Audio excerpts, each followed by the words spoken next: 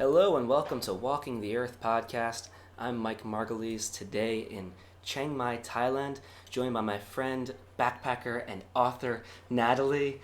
What's up, Natalie? Hey, what's up? I'll give Natalie a proper introduction, though, in a moment. I just want to make a quick shout-out, though.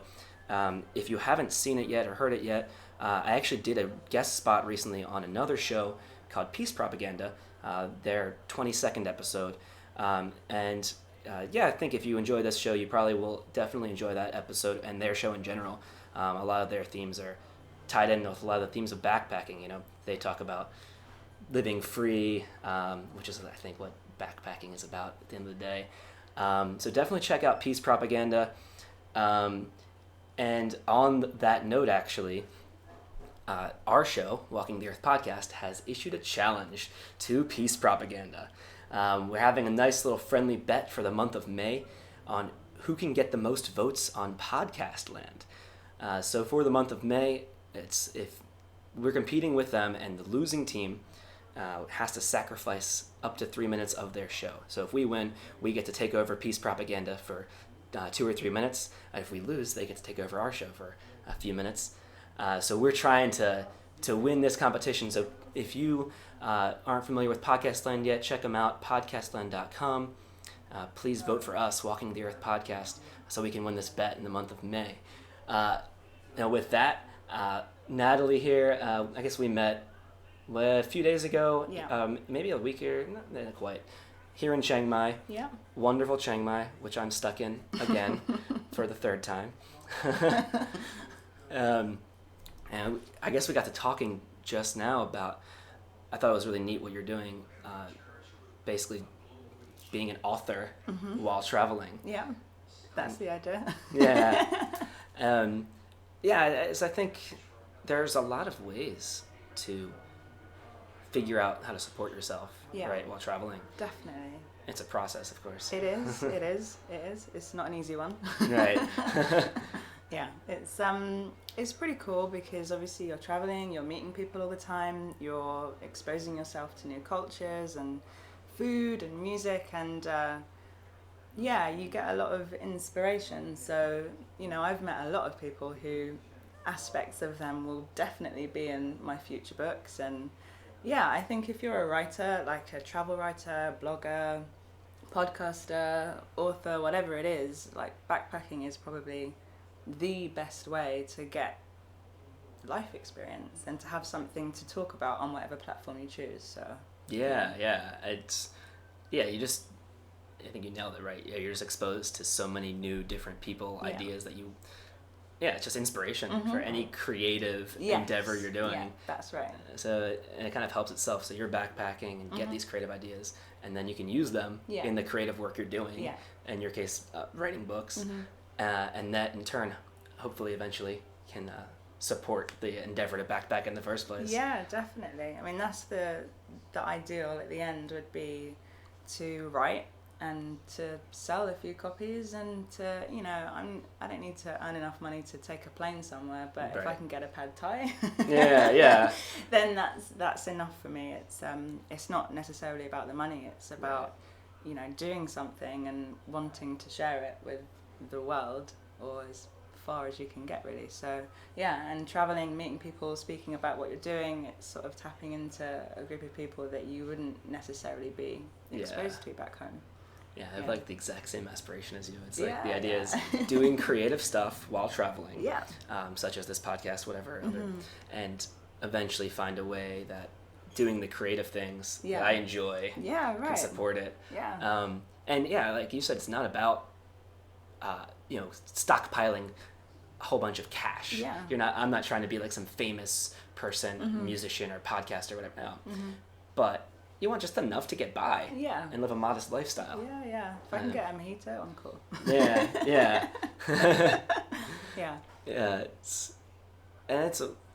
What's beautiful is it doesn't take that much. It doesn't. I think I found that sort of being, you know, having the backpacker lifestyle when you're writing, you're so in the moment of what you're doing that it can be really difficult to kind of just sit in front of your computer and actually write.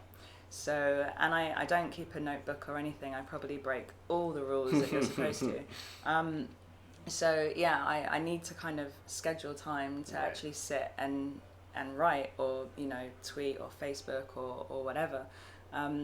So yeah, it can be quite difficult. I mean, I think I definitely had it in my head that I'd be writing every single day, and it's just not like that. You meet people, you get talking, you go to this place, you go to that place, so you have to be pretty fluid, but I think that all helps.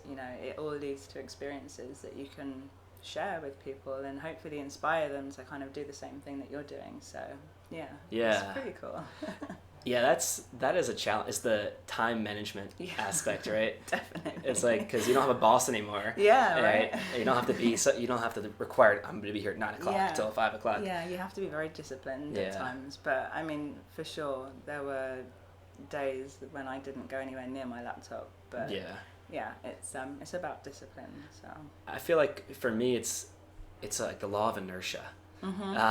So if I'm in a mode where I'm working really hard, on say music or the podcast or whatever, like writing also a little bit, if I'm in the zone in it, I will just be on my laptop and like working for a really long time, and then I'll kind of stop and say, whoa, I need to just chill out for a minute. And then the other way is if I'm in a mode of just hanging out and relaxing, I can get in that mode also where I can't bring myself to start doing some actual work. I 100% agree. I don't know if it was a tweet or I saw something that said procrastination is a writer's best friend, and it is 100% true. It's, you kind of log on and you've got Facebook and Twitter, and you can spend like an hour, even 2 hours doing everything but writing. Yep. So it works both ways. But yeah, there are times when you get in the zone and you have something in you want to get it out, and then there are other times when you want to take a break and have a couple of days of just chilling. Yeah. And it's fine to do that. Actually, it's probably a good thing to do that. So yeah, I'm a big procrastinator also. That's one thing that didn't change. It probably won't. Like since uni or before that even, I was always the one I would wait till the night before any exam to study or any project or essay was due to start working on it. Cram. But yeah, in a way it kind of works though, right? You're more efficient with your time by procrastinating, I think. I would agree. So yeah. But I guess the key is you don't want to be inefficient with the time before it. So if I'm procrastinating on working on something as I'm out and about doing things, I think that's good. Although I want to avoid procrastinating by being just on the Facebook trap. And I mean, it's difficult when you're traveling as well, because obviously a lot of people use Facebook and stuff to kind of keep in touch. So as soon as you go on the laptop and you open your Facebook, you've got notifications, you've got friends and family messaging you, and so it can be quite difficult actually to manage your time, and but it's the life that we've chosen to have at the end of the day. So yeah, definitely. Yeah. Facebook has become, I think, the de facto way of communicating among backpackers. Definitely. It's kind of replaced whatever we used to do, email. I think it was probably like pen and paper. Way back. And it's even trickier actually if you're doing promotion kind of things, right? You're using Twitter and Facebook to like the social media platforms to promote a book or a podcast. You have to use it, and then it's easy to get trapped in. And it is. It's a massive vicious circle. I don't have an answer for that. I know that I'm 100% guilty of it. Oh, so, I am too. Yeah. I think we all are to an extent. It's you'd figure it out. It all works out at the end of the day. Yeah. And sometimes, some days you're sitting around, like I was today, procrastinating on working on stuff, dicking around, and then all of a sudden it comes up and say, "Hey, Natalie, we should do an episode right now." And then it's pretty random actually, but that's another great thing about traveling is that you go where the flow is. Yeah, exactly. And it's back home in London, I probably would never have had this kind of conversation with someone, because you just wouldn't start talking in a random way to the person next to you, whether you kind of know them very well or not. So I would definitely say that it's been a challenge, but 100% it's been probably one of the best things I've ever done, actually. Backpacking. Backpacking, yeah. And also, you know, putting my work out there instead of leaving it on the laptop for nobody to ever read. So, yeah, it's both. I'm guilty of that also. Yeah. I've like written things, and it's just like, I have all this material that's like sitting on my computer, and I haven't actually. I really ought to. You're inspiring me right now. I should get dig through this stuff and like, one person on board. Yes. And yeah, dig through it and actually do something with it. Yeah. Right? There's also, I think, for some people that want to be a creative type, maybe there's like a fear also of like. Oh, massively, because you know, you're giving away part of yourself. So, especially with writing, it can be very emotional sometimes. So you're kind of opening yourself up for people to see, even if it's pure fiction. It's still, what's inside your head, essentially. Yeah, it always reads it. It's coming out what your feelings are. Coming out, and there are so many people doing so many creative things. It can be quite scary trying to put yourself out there with a blog, with Twitter or Facebook, podcast, whatever it is. And I think a lot of people are scared, but it's really not that scary. Yeah. Well, the other thing is, like, for me at least, that's like, I feel like anything creative I start doing, I suck at first. Yeah. Like I listened back to episode 1 of this show. Actually, I think it was decent, but I think right now I'm happy with where it has come from where we started. Yes.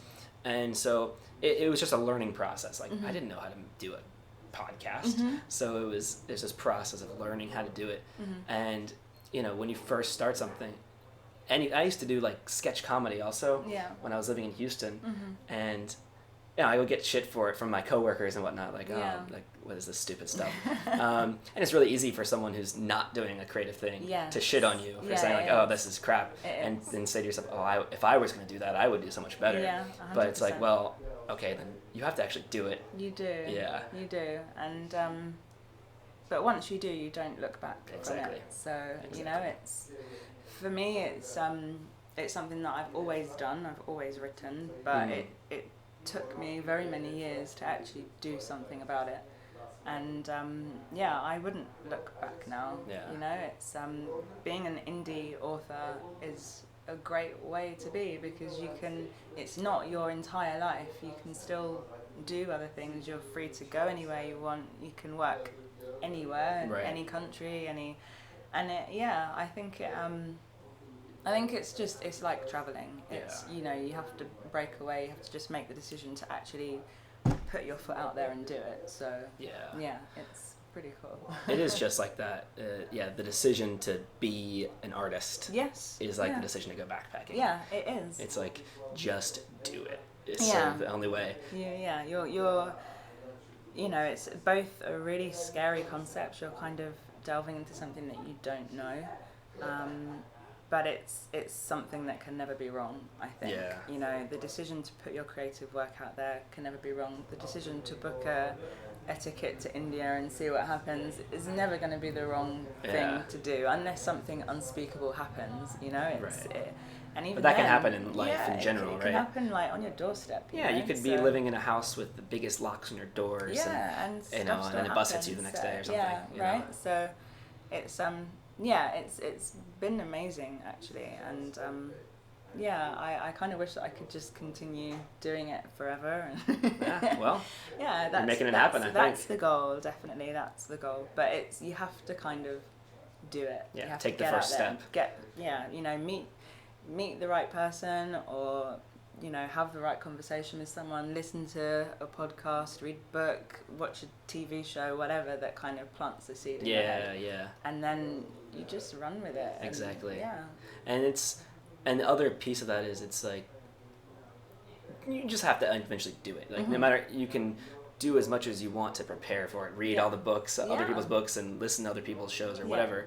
But at the end of the day, like, how do you learn how to do something? Well, you get out there and make it happen. So you put a book on Amazon and you see how it does. And then you do another one and you keep going. Exactly. It's just like that.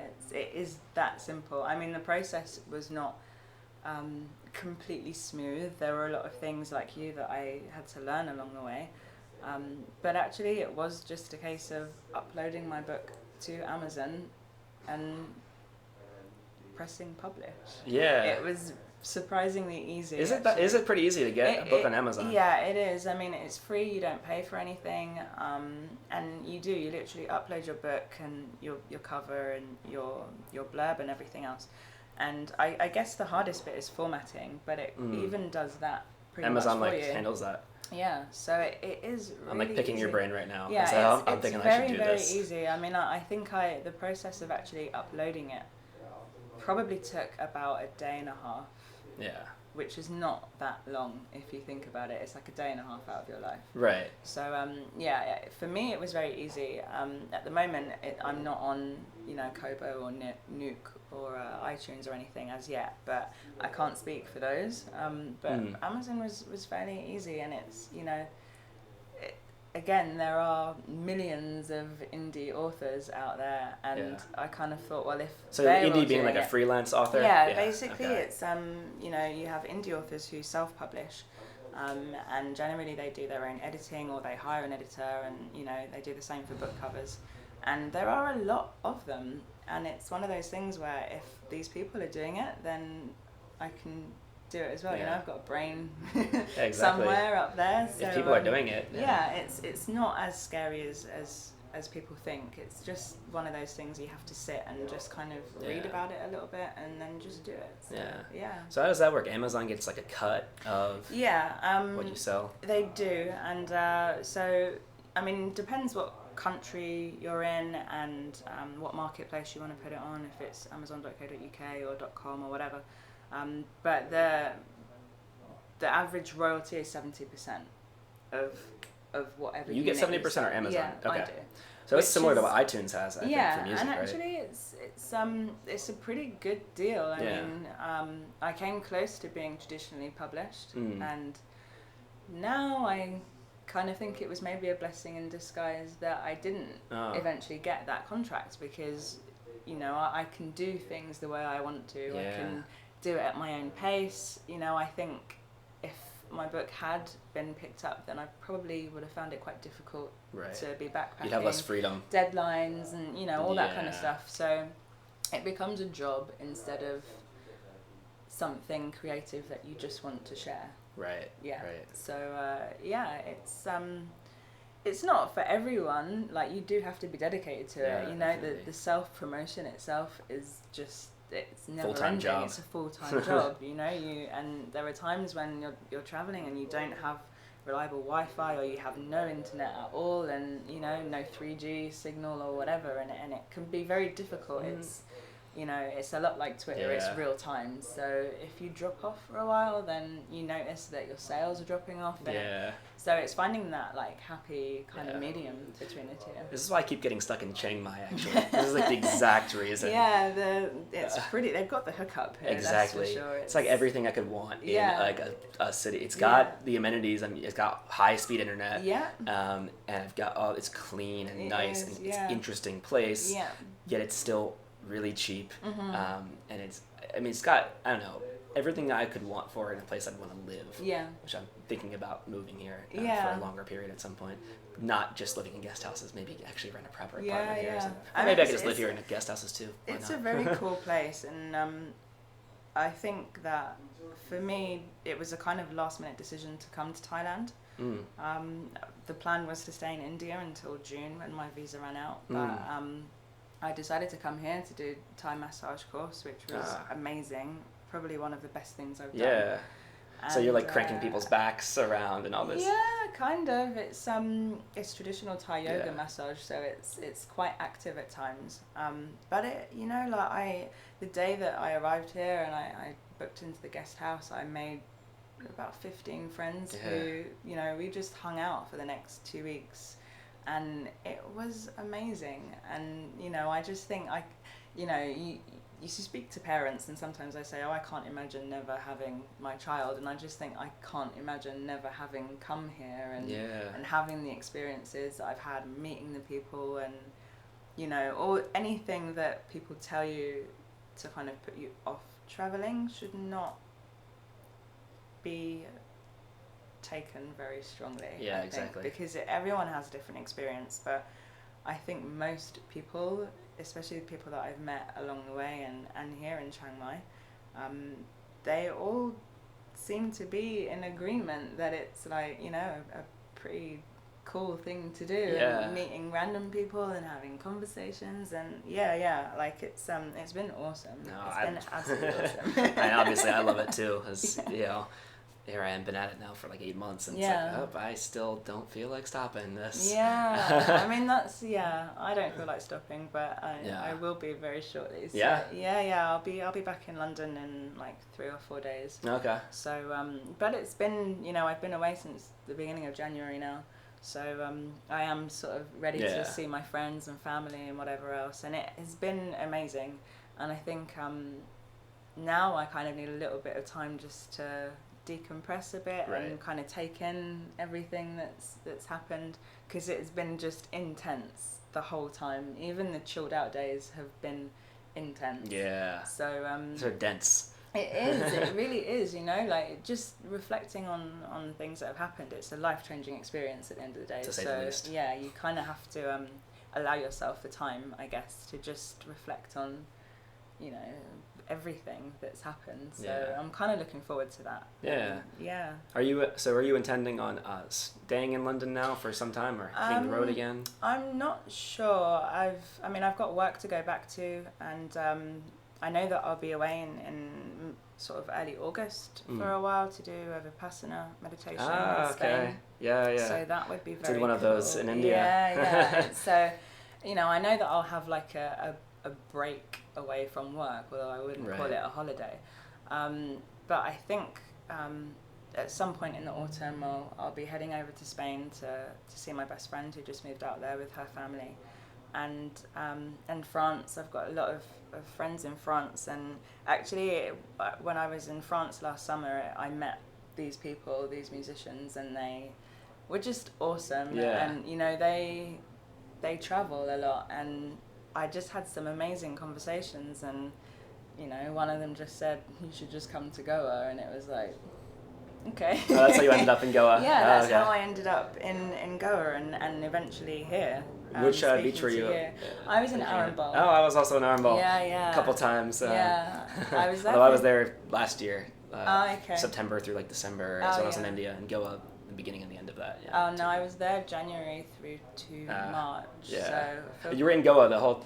I was in Goa from January to March, essentially just with my friends. Sweet. Being a little bit of a groupie, I guess. Right. Going to their concerts and just relaxing, you know, like I've been working straight from schools. I've been working for like 15, 16 years.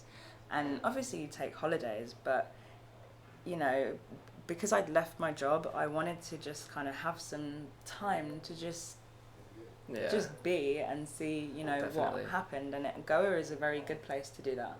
It's very chilled. It's very, there's so many different things that you can get into. Like I learned hula hooping. I got into massage there. Just had really random conversations, and so it was nice. And then so I was there for most of the time, and then I went to Bundi in Rajasthan for a couple of weeks afterwards, which was amazing.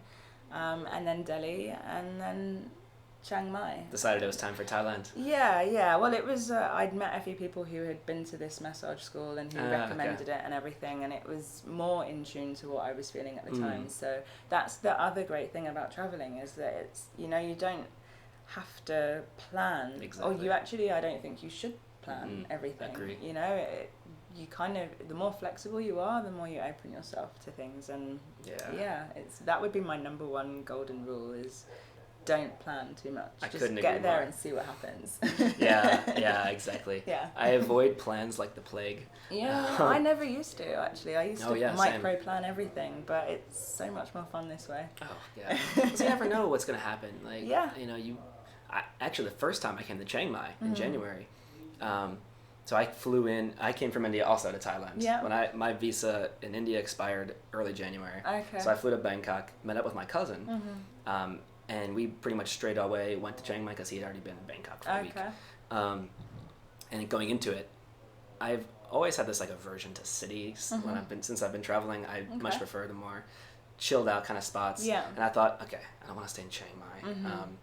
No way. We're gonna have to go immediately to Pai. Wow. Get out of here.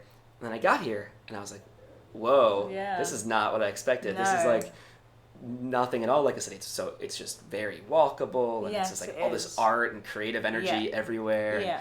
I've got I can work really nice from here, and it's a really nice place. And then that was the first time I got stuck in Chiang Mai until my cousin like just took the initiative and was like, dude, we're going to Pai tomorrow. I booked us a bus. It's happening. I was like, okay. So we went to Pai, but then once I came back, it was like, oh, I'm gonna get back to Chiang Mai and go right down to the south. And nope, stayed here till my visa expired.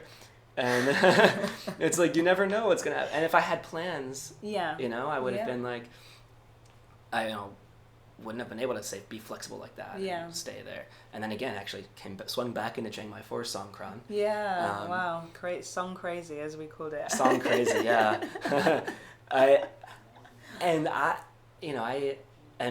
So folks, we talked about this in other episodes, but if you haven't heard the previous episodes, we talked about Songkran is the Thai New Year, where they have this massive water fight for 4 or 5 days in Chiang Mai. Upcoming episode actually has many people's stories from Songkran, so folks can be on the lookout for that. But I came back for that and thought after Songkran was over, I was thinking, all right, no, leaving Chiang Mai, going to go south finally. I have been in Thailand for a month and a half, and I haven't seen anything south of Bangkok. I was like, taking a bus to Bangkok tonight, then going to the islands. Nope, it's 2 weeks later and still sucked into Chiang Mai. That is just the most awesome thing about traveling is that you don't have to, like, the only pressure that you've got, it kind of comes from yourself. Unless you have got a really tight schedule and you've got your flights booked or buses booked or whatever.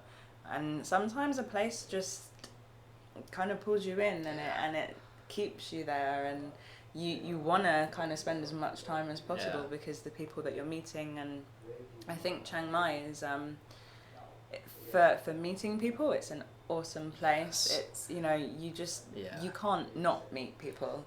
So, I was very sort of kind of worried about, I'm going to come here and I'm going to be on my own, and, who am I going to speak to? I'm just going to be really lonely reading my Kindle.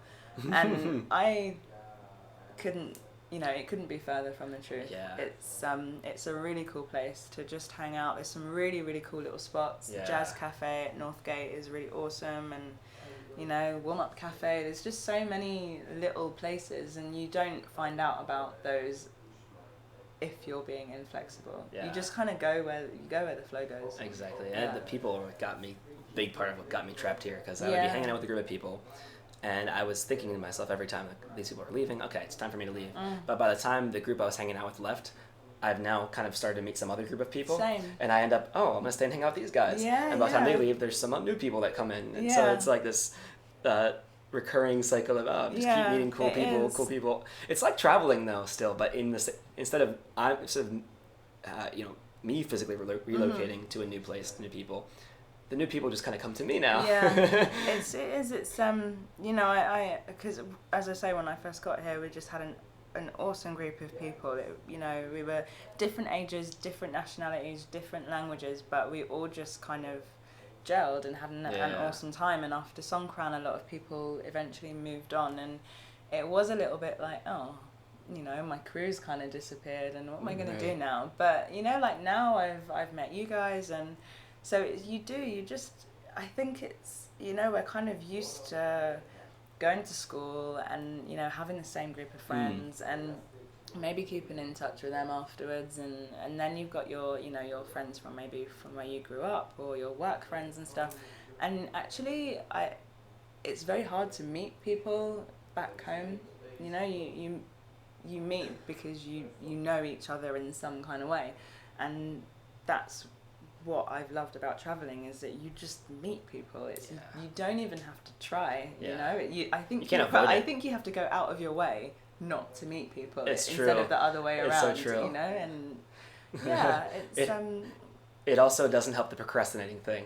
It doesn't help the procrastinating. Because I'll like bring my laptop out to the common area here. It's like, oh, I'm just going to work from out here. And then next thing I know, I start talking to somebody. I've gotten no work done because I'm now chatting with someone. Well, that was me yesterday, you know. Yeah. I kind of thought I'm just going to sit here and plow through some stuff. And it's like, okay, we'll go for dinner. And okay. Yeah. You know, it's just, it can be difficult. But I think it's, you know, it's just one of those things where if you don't do it, and I guess it's just like life really, you can sit in front of your computer and get your work done, but actually you don't live your life like that. It's when you just kind of go and do things, and you know that the work will be there when you get back. It's not going anywhere. So it's the balance, I think. Yeah, it's just balancing it. Do you want to be like 100%. You need to get stuff done at the same time. It's like, but don't lose sight of the whole reason I quit my job to go backpacking in the first place, which was so I could enjoy my life now. So I am still, there's that part of me, I'm ambitious, and I have this drive, and I want to make this succeed, all these little creative endeavors, but you know, I don't want to lose sight of the fact, I don't want to trade one kind of like, working for a different kind. You can, because your own business can do that to you also. I definitely felt that for a time in Goa, actually, because I think I published my book after about 6 weeks of being there, and those 6 weeks were pretty intense, sort of going backwards and forwards with my editor, who is in the States, and the lady who designed my book cover, who is in, I think she's in Abu Dhabi, or maybe Qatar, I'm not sure.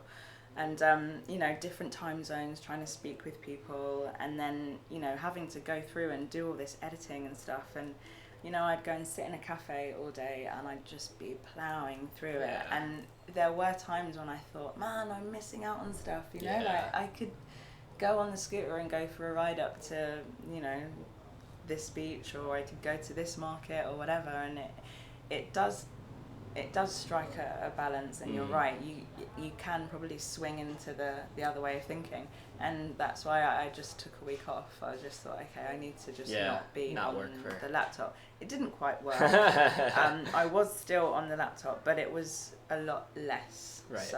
So yeah. Yeah, it's a balance. It is a balance. It is a balance. You know, like otherwise it just isn't fun anymore for me. So, and that's the whole thing. Obviously, like you know, I want to be successful, and eventually I would love to be able to just travel and write, and only kind of do something else if I feel like I need to do it for whatever reason.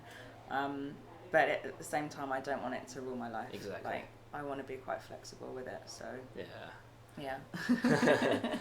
Well, I guess we've been rolling for 30-some minutes. Yeah. I want to ask you the question we ask our guests at the end of shows. That's easy, though. What's something you'd like to do before you die? Ooh. It could be next week, or it could be next year, whatever. I really hope it's not next week. Oh, God, that's a really tough question. I don't know. I really don't know. I think my perspective on things has changed a lot in the last sort of 6 months. So before it would have been I want to have a book published. Well, I've done that. Accomplished so that. I've accomplished that. That's one off the bucket list. But hey, we'll get back with you in a minute. In the middle of recording a show. 2 seconds. Those are our neighbors. This is what happens. Yeah, neighbors gonna walk and say, "Hey." I don't know. I think maybe I would like to learn some more languages. Actually, I want to be fluent in French, which I'm about halfway there. I guess. Yeah, I've heard you speaking some French around. So we've got a lot of actually French folks in this particular guest house. It's been awesome for that. I think just I want to travel more, and I want to have more experiences. I want to write more. I don't think there's one thing in particular that's, you know, oh my God, I really want to do this before I drop off this mortal coil. Those are all good things, though, for sure. Yeah, just, like, you know. I want to do the language thing. Actually, speaks to me also, as I would like to. Being born in an English-speaking country, it's very difficult.